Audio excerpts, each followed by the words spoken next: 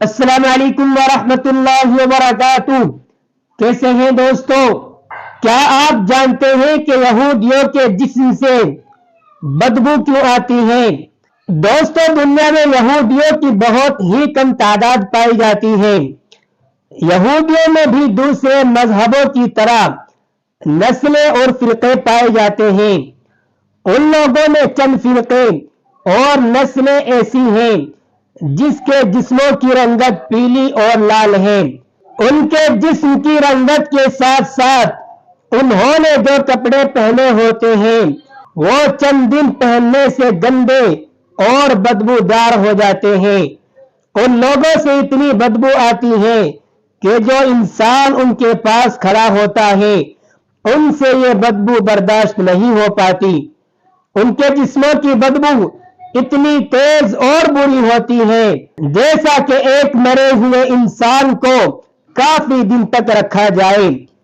یہودی فرقے اور نسلوں کے لوگ اپنے آپ کو بہتر ظاہر کرنے کے لیے اچھی خوشبو اور عطر لگاتے ہیں تاکہ دوسرے لوگوں کو متاثر کر سکیں کہ ہمارے جسموں سے بدبو نہیں آتی ہے، لیکن یہ سب کچھ کرنے کے باوجود بھی وہ اپنے جسموں کی بدبو کو چھپانے میں ناکام رہتے ہیں۔ ان کے جسموں سے بدبو آتی ہی رہتی ہے۔ یہودیوں کی بدبودار نسلوں اور فرقوں نے بڑی کوشش کی ہے کہ اس بیماری سے اپنی جان بچا لیں، لیکن وہ اس بدبو سے چھٹکارا پانے میں ہمیشہ ہی ناکام ہوئے ہیں۔ مفسرین کا کہنا ہے کہ جب یہ قوم کئی صدیوں پہلے دنیا میں رونما ہوئی تھی، اللہ تبارک و تعالیٰ نے اس قوم پر بڑے انعامات عطا کیے تھے۔ پھر یہ لوگ برے کاموں میں پڑے۔ اللہ تبارک و تعالیٰ نے اس قوم کی طرف بے شمار نبیوں کو مبعوث فرمایا تاکہ ان کو سیدھی راہ دکھا سکے، لیکن اس قوم نے اپنے نبیوں کی باتوں پر عمل نہ کیا، بلکہ ان لوگوں نے نبیوں کو صاف صاف انکار کر دیا کہ ہم تمہارے رب پر ایمان نہیں لائیں گے۔ جب یہ قوم نافرمان بن گئی تو اللہ تبارک و تعالیٰ نے اس قوم پر سخت عذاب نازل کیا، جس کی وجہ سے یہ قوم تباہ و برباد ہو کر رہ گئی۔ تاریخ کی کتابوں میں لکھا ہے کہ یہودیوں نے ہر دور میں اللہ تبارک و تعالیٰ کی نافرمانی کی۔ حضرت موسیٰ علیہ السلام کے دور کے بعد کی بات ہے کہ اللہ تبارک و تعالیٰ نے یہودیوں پر ایک نبی مبعوث فرمایا جس نے یہودیوں کو ایک اللہ کو ماننے کا حکم دیا۔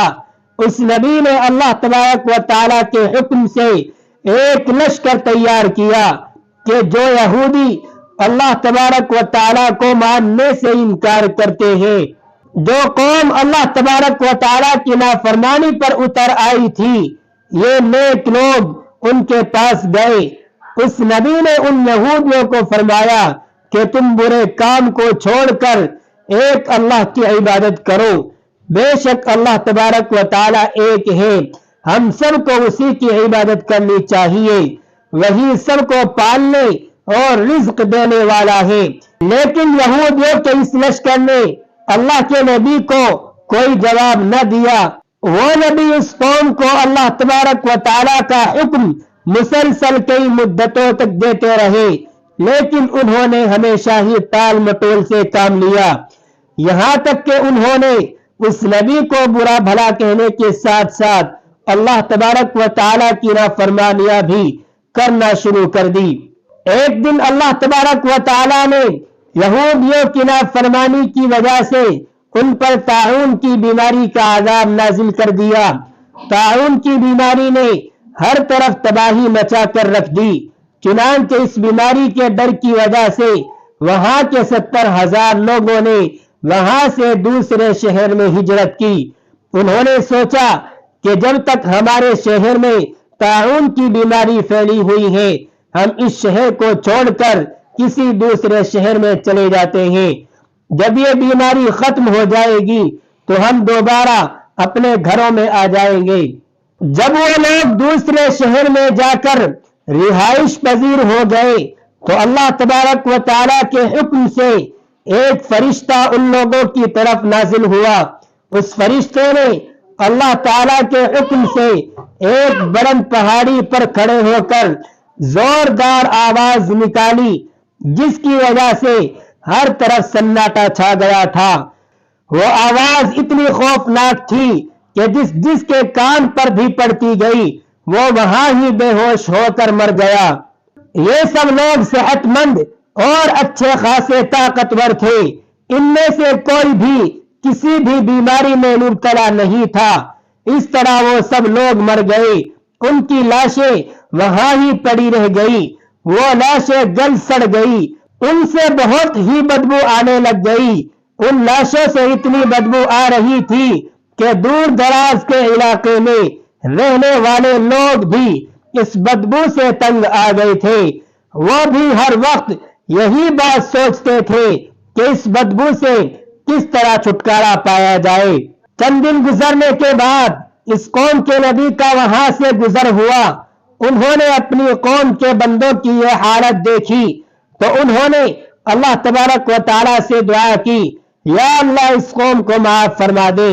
اللہ تبارک و تعالیٰ نے اپنے نبی کی دعا کو قبول فرماتے ہوئے حکم دیا کہ ان لوگوں کے بوسیدہ ہڈیوں لاشوں کے قریب جا کر ان کو حکم دو کہ اللہ تبارک و تعالیٰ کے حکم سے زندہ ہو جاؤ۔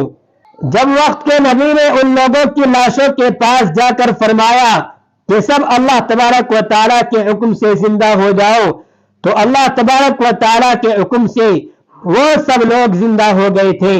یہ تاریخ کا ایک انوکھا واقعہ تھا کہ اللہ تبارک و تعالیٰ کے حکم سے 70,000 مردہ لاشوں کو ایک ہی وقت میں زندہ کیا گیا تھا، لیکن ان لوگوں کے جسم لال اور پیلے ہو گئے تھے۔